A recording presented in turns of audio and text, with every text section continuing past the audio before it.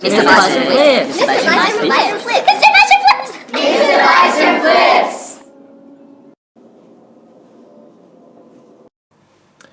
So I thought today I would give you a brief overview of poetic meter and the different types of meter and how that can work in poetry. Do note the spelling of meter, which is obviously very different to the traditional British English spelling of meter with RE. So what's definitely the most common metric foot in English is the iamb, and that's partly because it is mimicking the rhythm of natural English speech, but also some would argue it is because it sort of sounds like a human heartbeat, the da-dum, da-dum, da-dum of the heart beating. So if you're sort of new to understanding meter and trying to identify the beat in poetry, one way to easily feel a beat is to imitate the position of Langston Hughes in that image. So simply put your hand on your chin and your elbow on a table, and as you read the lines above, you'll feel your hand pressing into your chin on the syllables that are stressed. So if you read that line, I do not like green eggs and ham, I do not like them, Sam, I am. You'll feel your chin, hopefully on those stressed syllables, sink into your chin. So this particular example is iambic because the first syllable I is unstressed and the do is stressed. So it's an unstressed followed by a stressed syllable. I'll give you another example of that.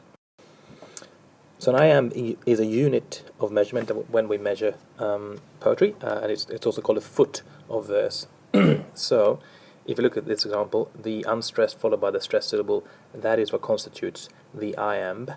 So a Fred, a frog, why not? I'd love a bite. Again, has a very strong beat to it, so the iambs are quite obvious here, and you feel that chin sinking down again if you're trying out the Langston Hughes trick. So this is iambic once again, and if you count how many iambs there are, so we've got one here, we've got second one here, third, fourth, and five. So that line has 5 iambs. The Greek word for 5 is penta, so we call this line iambic pentameter. If the lines don't rhyme, which is quite common, for instance, in Shakespearean plays, we also call this blank verse. So iambic pentameter, another word for that, is blank verse.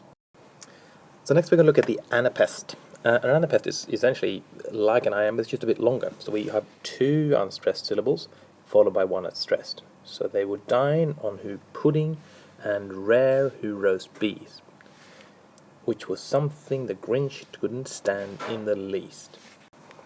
So like the previous iamb example, again we're dealing with a rising rhythm, but it now has 2 unstressed followed by a stressed syllable.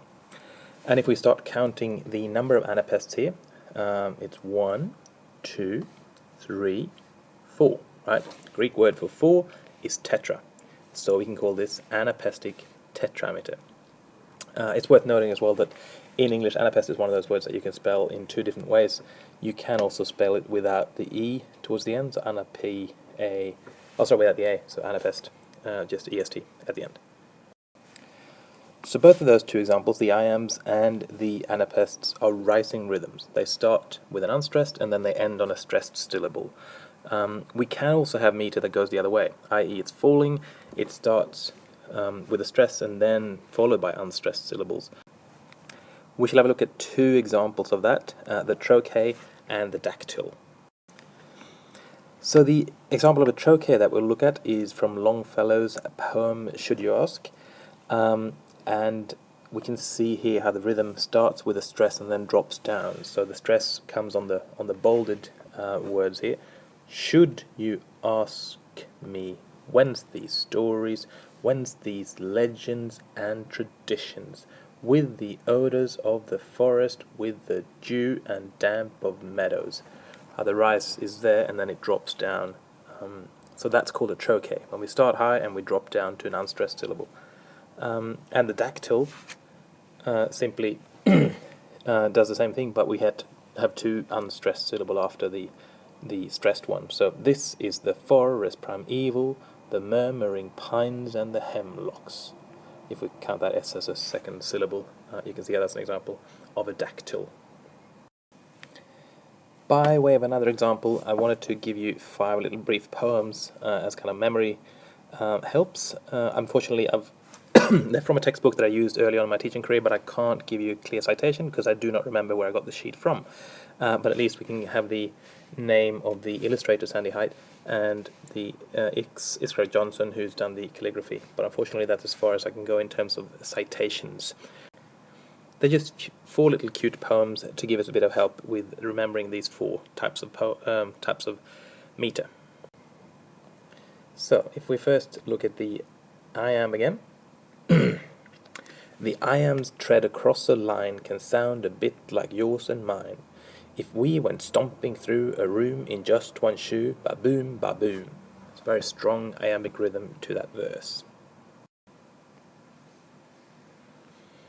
If we then move across here, this strange creature called a trochee, one time in a hokey pokey, got himself all turned around, took some steps, and like the sound, boom ba, went his feet. Dig that crazy backward beat.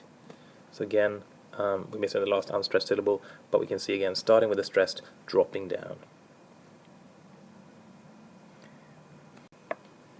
Sometimes a dactyl like this one named Terry will fly through the air with a great flare, but be very wary of standing right under a dactyl in flight. Though he's flapping with all of his might, Terry is carrying weighty words with him. Beats such as these can be termed falling rhythm.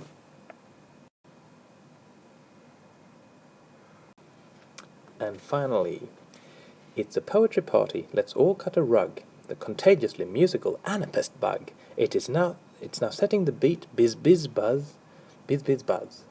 If you follow her lead, if you do as she does, you'll be dancing past midnight and dancing till dawn.